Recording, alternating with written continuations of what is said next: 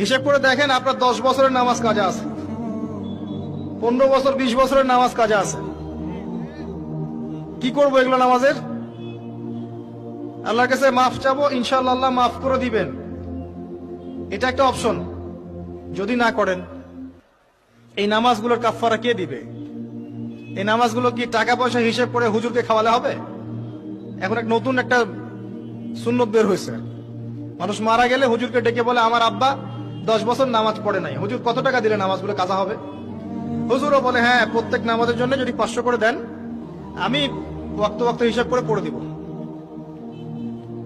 তো এদিকে দুই দিক থেকে তার লাভ, সে অর্থ পেল, নামাজ পড়লো, তার নিজের নেকি হলো, তার বাবার কিছুই হলো না। তো এভাবে কি হবে?